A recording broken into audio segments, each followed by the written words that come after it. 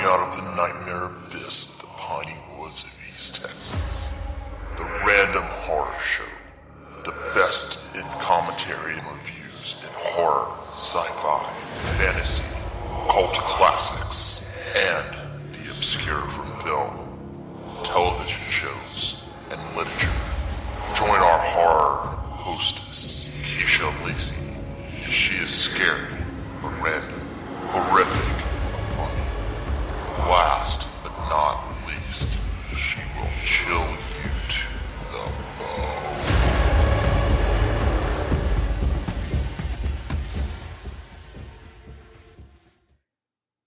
Welcome back to the Random Horror Show. I am your horror hostess, Keisha Lacey. Coming straight out of the Pine Curtain, better known as East Texas. And thank you all for listening and joining me with tonight's episode of one of a pretty good film of the Dracula Vampire Lord. And I am talking about The Last Voyage of Demeter. Y'all better sit back and enjoy yourselves because we're gonna be sailing up on the high seas with nowhere to go. As I break down and commentate and review on The Last Voyage of the Demeter. This film it's pretty good. It really is. And it's pretty spot on the Dracula lore. This is actually part of Dracula of where we totally understand about the process and also his like sea, he on his like the sea cruise and everything else, like the Princess Cruise, ship called Demeter. But this ship has had many voyages, it has many lucks and everything else, but the crew on this ship is they ain't gonna make it. They are not gonna. Y'all finna die up in here. But it does start off of where the opening scene there is a caravan. This is like set in Romania where they have made the long journey to carry this precious cargo to the Demeter. And there was a little bit of like some, trippiness and everything because of the cargo, because of the symbol of the dragon. And if you are very familiar with the vampire lore, especially with Dracula, he does call himself the dragon. Okay, so the symbol, and I'm not talking about the Targaryens, I ain't talking about Mother Dragons, Danny Targaryen, and all that stuff. This is long, this ain't Westeros. Okay, this ain't Westeros. But I'm just saying, this is the dude that like literally put the seal of the dragon. You feel me? So there was a couple of the people that seen this and they're just like, oh, I'm shaking in my boots and everything because I see that symbol right there. God bless you. They gave the crew members more money. And I was like, whoa, you know what I'm saying? So like that should have been a clue right there, because if they see this and they start to panic and like I'm finna dip out, you know how we are, everything. We see something scary, we're gonna run. But they was running and stuff because I feel like, you know what, we feel you on that right there when you see something that ain't right. And they told them to God bless them on their voyage and everything else. That should have been a clue to like say, maybe we should not take this cargo. But we are introduced to the doctor and everything. Not Doctor Who, you know what I'm saying? But I forgot the doctor name and stuff, but he is the doctor and stuff. So he was like, yo, I want to join your crew. You know what I'm saying? I know my way around the ship, and I'm also a medical doctor. I graduated from Cambridge. And they just looked him up and down like, so what? And I'm just like, y'all don't get injured? Like, y'all don't have scurvy and scabies and lice and stuff like that? You thinking you ain't gonna get cut or whatever, you sailing this ship and stuff? Like, come on, you always got to have like some medical, assistance on there. So there was a part in the film of where part of the cargo what they were loading on almost smashed into the captain's son. And of course the doctor saved the son, and he was like, yo, get on my ship and everything. You know what I'm saying? You save my son, you're a doctor and everything. I'm gonna need a couple of hands and stuff like that. You say what you got like that, because I was like, yeah, homeboy be hustling and stuff. What you think? Like, he got to put himself through Cambridge and stuff. It was like a hard road for him. What else do you think? He didn't come from no silver spoon or nothing like that. Like, please, he had to work. God dang, just like everybody else, putting themselves. There ain't no student loans back then. Okay, there were no student loans. But anyways, so on the ship, it was like ho har, hardy hardy har. This ain't no Flying Dutchman and everything. Cause by the point at this time and everything, Flying Dutchman and got the memo that Dracula is on his damn way. And Flying Dutchman said, you know what, we ain't gonna sail in that part of the seas and stuff. So we're gonna like go and we're gonna go meet somewhere else and everything. We're gonna go haunt some more, we're gonna haunt Bikini Bottom and all that and everything down in Davy Jones's locker. You know what I'm saying? We're gonna go down there where the Pirates of the Caribbean is at. So they went on down. That's what happened. The Flying Dutchman went down to the Caribbean and everything. That's the reason why he wasn't in the waters with Dracula, because he wouldn't have made it. So all I gotta say, supernatural is supernatural. He wasn't messing with Dracula. So there was like some odd things that was going on the ship. They found the livestock, their wonderful livestock of chickens and goats and cows and everything else, slaughtered with their throats ripped out. Now, this is like one of the things about this film is that you have like a crew that does not think beyond, and you have the doctor that has a lot of like medical knowledge. He's about a man of science, but he also is one of the people on the ship that actually thinks of like how optimistic that he can find the world to be, even though it's very very cruel. And since like he had to fight for his education and a lot of things right there, and he still is like, he's like on this like this quest himself. He's on the journey of himself, that he wants to find a lot of things that's going to make sense to him, because at the moment a lot of stuff is not making sense. You have animals that are slaughtered. There was a dog that's just, god damn, just woo, just fucked off and everything else. I was like, Jesus Christ, you know what I'm saying? That was really gruesome right there. You feel bad for the dog. You're like, dang, damn, Dracula wasn't even playing on this damn ship now. Now you have one of the parts of the cargo that actually fell down, and there was a girl all in some damn dirt, just buried in dirt. You know what I'm saying? So the doctor gives her a blood transfusion. She comes back to alive. It's alive, and she's a big ass mystery. Now on this ship and everything, everybody was dead ass tripping. They were like, yo, we having this good old sausage party and everything else. And then all of a sudden, boom, vagina just showed up. It's bad luck to have a woman on the ship. We all gonna die. The seas are not gonna be not gonna be kind to us. Poseidon ain't having that shit, you know what I'm saying? So we need to throw her off this damn ship, and so we can go on our merry way. So a lot of shit won't even be happening.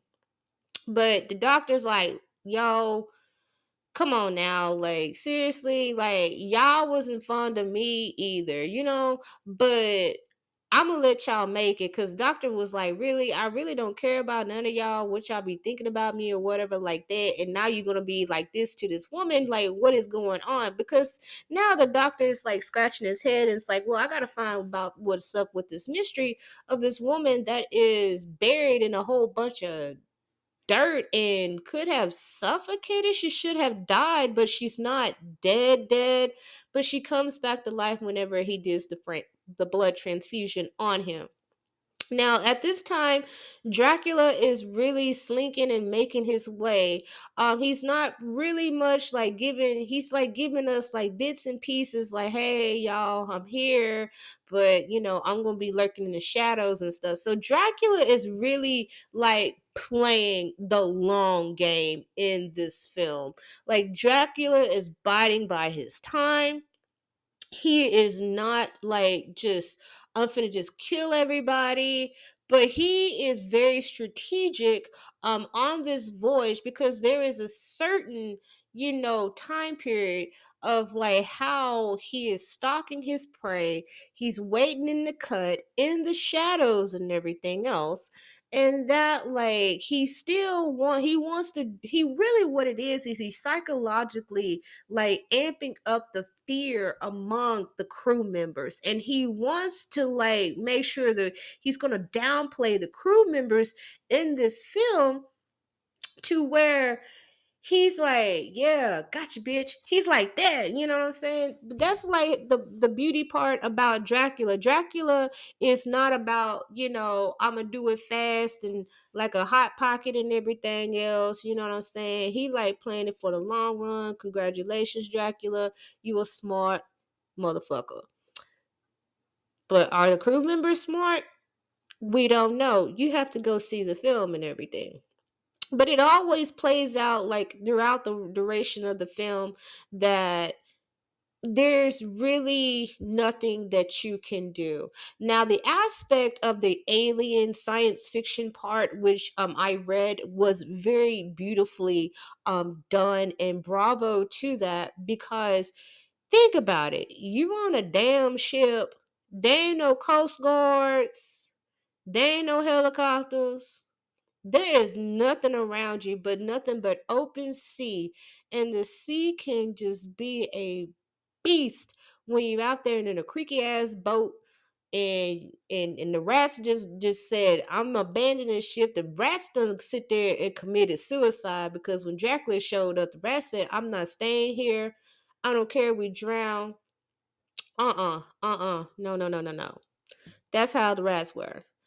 But I appreciate that, because it's the same way how we seen in Alien with Sigourney Weaver and many other actors, of how they were in a Nostromo and they were out in the middle of deep space, and then go to this planet, and because you got this signal, and then a face hugger jumps on John Hurt, and then they bring him back, and boom, there you go. You got this little nasty ass xenomorph baby coming popping out of his stomach and stuff, saying surprise, happy birthday to them, and you have nowhere else to go. You're away from like miles and light years away from a distant planet, not even like having like a midway station out in space. So you're basically alone with no help whatsoever, not even like communication. Think about how fucked up and scary that is, and while you on a boat in the 19th century, and there's no dang way that you can reach out for help. That was the very amazing part about this film, and they did a wonderful job on that, and I'm going to say that again. They did a wonderful job of bringing that aspect with it, the science fiction part. Now, this is a bit of a drama also, so we're going to have like those dialogues where everybody character is interacting. Now, I'm going to say like there was like a couple of things that I was a little bit like side-eyeing, is because some of the characters in this film were like pretty much kind of like some tropes, very two-dimensional. Now, the doctor did give a layer to his character. Also, the little boy that was in this film, um there was the captain also, the girl not so much, but she did like have a bit of a backstory with her, and how her people are. So like I said, watch the movie and you'll be like quite surprised with that. There's also a cook that was a devout Christian. We got to have that, throw that sun gun in and everything with the Jesus cross and the Latter day Saints and everything else with that. I don't know if he's Pentecostal or Catholic or Protestant or whatever like that, but pretty much believe he was Protestant. you know so we have all that, like, all in the mix and everything. Now the shadows in this film did work out perfectly well, because you just cannot have a horror film, especially on the high seas, that has a lot of dark shadows and lighting to play it up. You're going to have the dimness of like how the ship is. Everybody's in candlelight. It's not like everybody got a lid light or nothing like that and everything. You ain't got no lights. You know what I'm saying? This is the 19th century. I mean, electricity was kind of pretty new and stuff back in the day. Back in those days, right there. But you got to think about it. This is a ship that has been sailing the seas for a long, long time. you know this boat is going to be pretty much retired, but it gets retired in a whole different ass way. It did not collect no SSI checks or no pension, and yeah, the retirement had it up to the damn upper room. That's all I gotta say right there. uh, um I'm sorry, my condolences to the Demeter, but I give this film a 7.5 because there was like so many nuances in this film, especially of like keeping up with the Dracula lore, how Dracula got to be in London.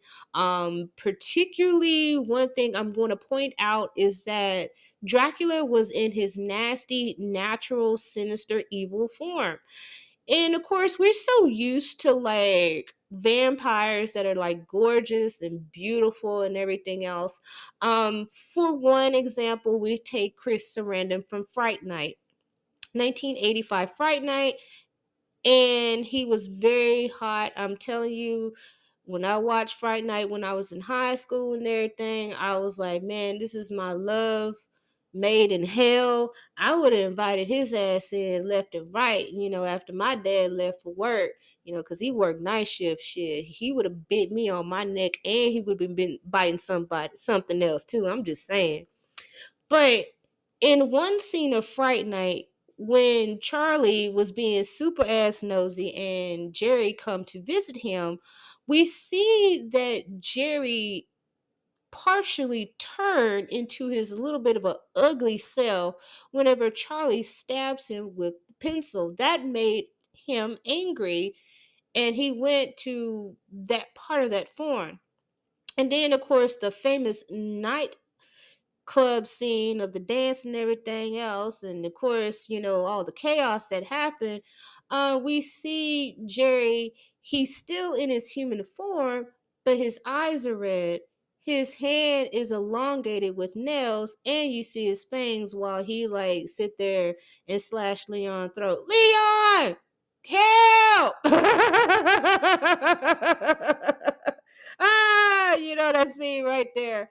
And then in the last act, where Peter Vincent and Charlie are battling Jerry, and of course on the steps and everything, as the sunlight was coming in, there was like getting wind in the battle and stuff.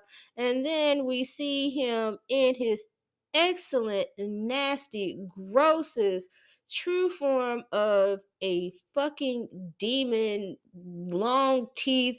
Sucker got like really bad hairline, receding. I'm talking about this dude ain't used no Rogaine in 500 years. When you see the real true form of Jerry Dandridge.